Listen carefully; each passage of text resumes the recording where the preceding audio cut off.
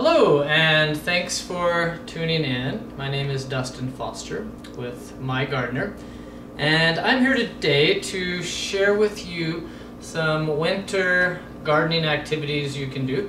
I started playing around with houseplants and succulents that we'll see today in the winter time because I was missing the garden, I think, and I found myself in a nursery and I bought some houseplants and it was cold outside, and found that to be a fun way to kind of keep the season growing indoors. And for those of you who are parents, this is also a really fun activity to do with the kids and allows them to see a lot about the growing process. So today we want to show you how to take cuttings from succulents and have those cuttings become new plants. It's a really easy way to over time increase your plant population in your house or have plants to give to friends, and it is very cost efficient and kind of fun. So some things we'll need to do this are first some containers. You can use lots of different options to put the plant in. We'll need some soil, and we're going to look at a couple of different options for soil here. We'll need the cuttings themselves, which we'll show how to take those in just a moment. And of course we need some plants from which to take the cuttings. So you can see some various options in the background here, just some plants we have at home. It may just be that you want to go to a nursery and buy a big overgrown plant that you intend to take cuttings from, and then you can grow a lot of other plants from that over time. So let's start with the soil real quickly. That's always a good place to start with anything you're growing. So the ideal for a succulent is to have some sort of a cactus mix because you want it to drain really well. Really free draining. So the one on the right here, this is a cactus mix, and you can see the perlite and other elements to help it drain really well, and that's a good way to go. I've also used just regular potting soil for rooting succulent cuttings, and those work fine. That works fine also. So if you have either at home, I would say go for it, but eventually maybe use the cactus mix because you want your final plant, once it's more mature, to end up in the cactus mix. The good thing to do with soil before starting cuttings or repotting or anything like that is to pre-wet the soil. So I just poured a little water in, and then we'll kind of stir it up. Most soils have some sort of wetting agent in them, and that, once it absorbs water, helps the soil to have some water holding capacity. You've probably noticed sometime like a houseplant dried out and you'd pour water in it and it was like the water was repelled by the soil. It's because it completely dried out, right? And so you want to get that wetted, and that just makes everything simpler. So we're just going to stir that in. We don't want it to be soggy, so a good rule of thumb is you grab it and squeeze it, and it's kind of like a wrung out sponge. So about like that's pretty good. So now our soil is wet, so we'll set that aside for now. The next thing we'll need are some cuttings, and so just quickly I'll show how to take a cutting. So we've got some here on the plate that have been pre-cut, and when it comes to succulent cuttings, it's a good idea to take those cuttings and then let them sit for at least a couple days, maybe up to 5 days, and that allows the end of the cutting, you can see like right here, this is where it was previously attached to the plant, to dry and heal over.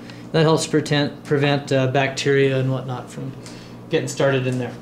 So here's how we could take a cutting. I'm going to grab this. This is an Echeveria. I don't remember what exact variety, but it's really overgrown. I kind of keep it just for taking cuttings from. So it's a good example. So we could zoom in on a leaf here. Maybe we'll just go for this big bottom one. You want to choose a leaf that's kind of big, really full, really healthy, because it's going to have a lot of good energy in it to start a new plant. And you literally are just going to sort of twist that guy until he comes off like that. You can do that with another one over here. Just grab it, kind of twist it, wiggle it side to side. You don't want to tear the whole thing, but just have it come off. And that's as simple as taking the leaf cutting. Which is the same thing we've done with the ones on the plate here. They've just been allowed to dry. Also, you might have a stem fall off, or you want to take a longer cutting, such as this fell off the plant when I was getting it out. You can see it's a long, leggy stem. So some cuttings I start would be something like this, and again, we'll just sort of break it off. And you have more of a stem with several leaves on it.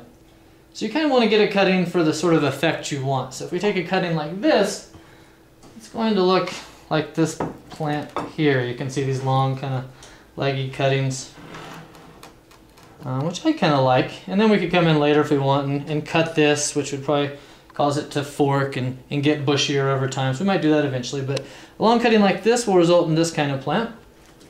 Alternatively, if we start with just a plain stem cutting, we will see this, excuse me, if we start with a plain leaf cutting, this is what we'll get after, this is probably 6 or 8 weeks. You can see here's the original leaf. You can see the new plant started here. It's like a nice little uniform plant. You can even see the roots started to grow out the bottom. So again, this is probably 8 weeks, maybe 12 weeks. It's sort of a slow process. But this will, result in a much more dense succulent plant, which is probably what you see when you go to the nursery. So it sort of depends on what you want your plant to look like, what kind of cutting you take. But they both grow really well. So those options. The third kind of cutting I did was from this milk bush plant. This was the original plant here. And this branch was about this tall, which it got really leggy and tall. So I came in and cut it off right here. You want to do that with some sharp scissors or maybe a sharp box cutter or something, make a good clean cut. Took the top here. This is the main part I want to try to root. But I went ahead and also chopped up the stem into multiple little stem segments, and I'm going to try to root each of those. It seems surprising, a stem with no leaf and no root would maybe grow a plant, but many times these guys have such a will to live, so to speak, they'll grow roots and leaves. So we'll see if that happens or not. We're going to give it a try. So there's our cuttings. Get these out of the way. The next thing we want to do is put the cuttings in some soil. So let's just go ahead and start here. This is already some pre-wetted cactus mix. And so for these cuttings, we'll just do a variety of leaves and stems. And I've got some of the rooting hormone here in a bowl.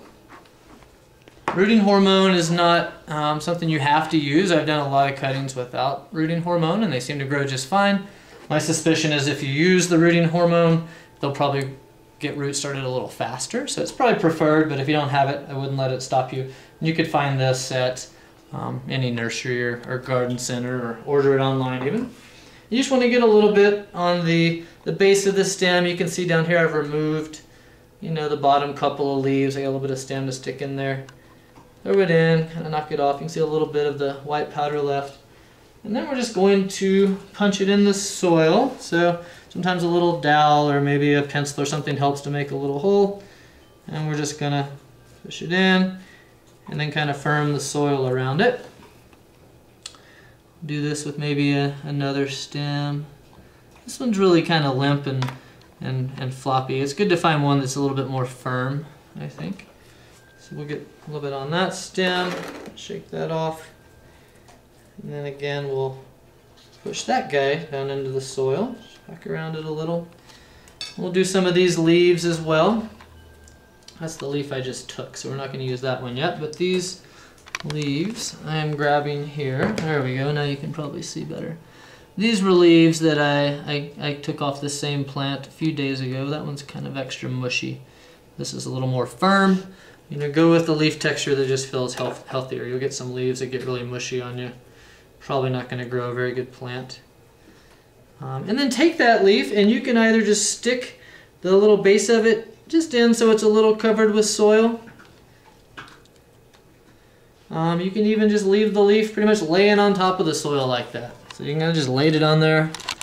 And I would almost be willing to bet you money that sucker's going to grow some roots if I give it enough time and a little bit of light. It's really amazing how much these guys want to grow. So this here is just a random little cutting of a Echeveria I bought, and I think this is the last bit of it I have. I don't know if I gave it away or killed some of it over time, so we're going to try to root it this time too because it's really pretty light purple succulent. So I like to do cuttings sort of like this. I just throw a group together in a pot such as this. Now that this one's done, what I want to do is I want to try to keep the humidity a little bit high, right? So if I'm in a place like Colorado, where I live. It's pretty dry, particularly indoors in the winter time. It's going to be quite dry. So I can either increase the humidity by misting it a few times a day with a little spray bottle. I, for one, am not very good at staying on top of that. I can also increase the humidity by giving it a little bit of a tint. So, for example, I'll just take a Ziploc baggie here. And it's really as simple as just putting the bag over the plant. I mean, you could come in and rubber band around it if you want. You could put some sticks in it to hold the bag up, but even just sitting like that, that's going to really increase the humidity inside that bag. I want to watch for mold and things like that, and obviously not let any mold develop, but that shouldn't be a problem unless there's already mold in my pot or something like that. I also want to give this good light, so at home I have a small little greenhouse with a grow light in it, and that really helps plants to do a lot better. Otherwise, you want to keep this near a south-facing window, or at least an east or west-facing window, and get as much bright light as you can. It's going to help that succulent develop a more dense plant and really get started more quickly. So let's look really quickly here at this milk bush plant we have, and we'll get those started. What I'm going to do with them is the same basic process. This is the main one I'm interested in. The leaves are already getting a little limp. We'll see how it does over time. They might even fall off, but I think it'll, before it's all said and done, create a new plant. I'm going to take it and I'm just going to stick that stem right down into the soil. And that's all I'm going to do for it. I'm going to want to keep the humidity pretty high on that as well. So I've got a small little greenhouse. I'll just put it in, and that stays at about probably 70% humidity. If I didn't have that, I would do a bag over that as well, at least until I'm seeing some new growth. And you'll know when there's new growth because the top would start to have a new growth. It'll make a new fork. You'll get a new leaf. Those are all signs that it's growing and happy. These other little guys, I'm just going to stick each of them in this little planter. This is like a tray you might use for normally starting vegetable seedlings, but also it can work pretty well for starting cuttings without taking up too much space. Again, this soil is already pre-wetted. When I'm doing a cutting of a succulent, I want to start with moist soil. I don't want it soggy, but I definitely want it to be well wetted.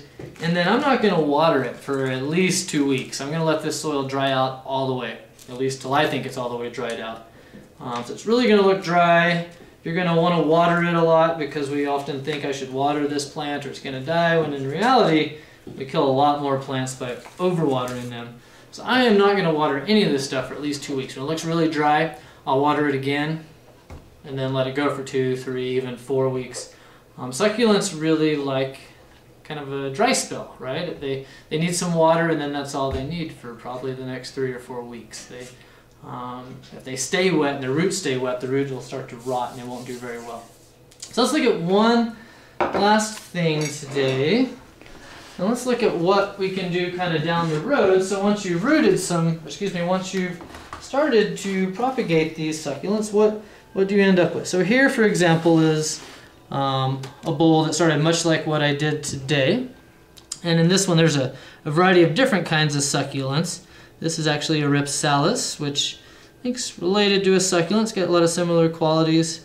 Different ones in here. And I just throw them in together, and then you can see they've all started to grow new tops and things. So I'm going to take a couple out of this, one out of this one here, and create a new little combination that I'd like to let grow and get bigger.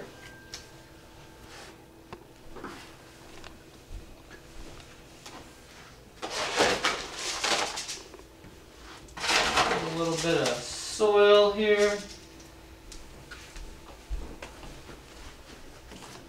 Okay, and if you look in close, you can see I've wetted the soil really well right before today. This had all dried pretty nice. I hadn't been watering it very much, but before I take the plant out and pull the roots out, I want to get it really good and wetted, right? Because those roots are going to absorb some water, and then they're just more pliable.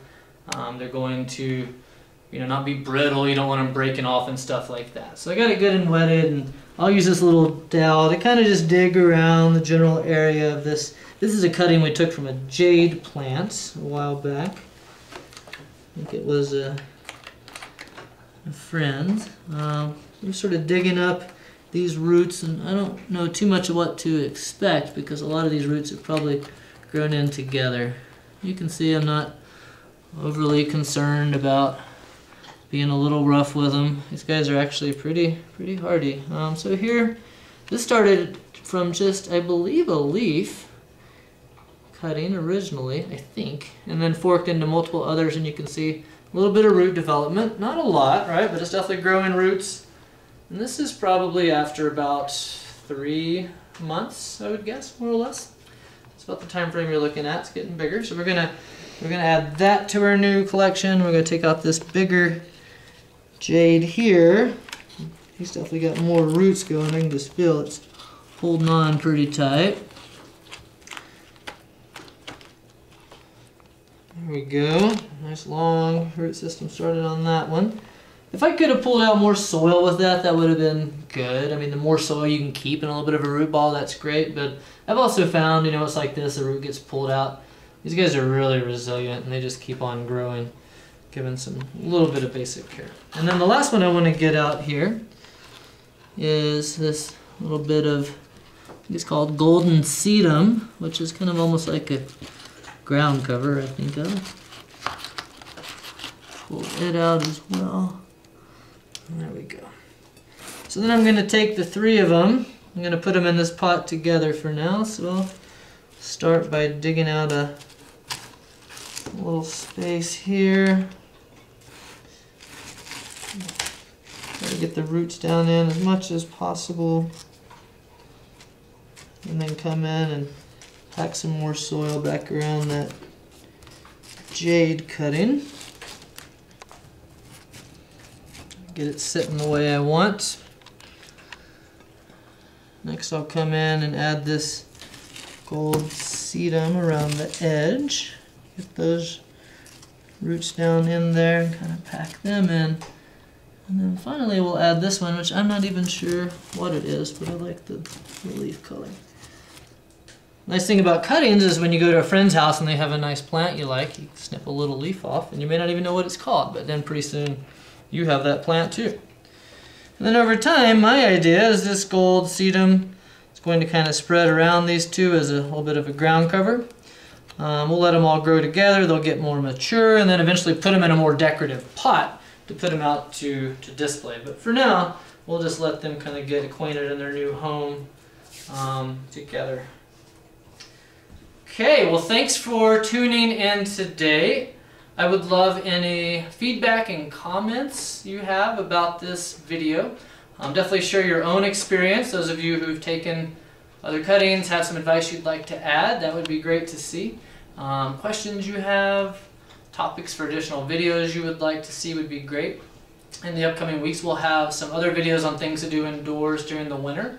We're planning to look at how to repot an orchid. So orchids are kind of require a lot of care, but they're a really fun plant, so we'll look at repotting orchids. I'm also going to take a look at just repotting a house plant in general. So these are all good tasks to do indoors in the late winter, early spring before you can really get out in the garden. So thanks again with My Gardener LLC.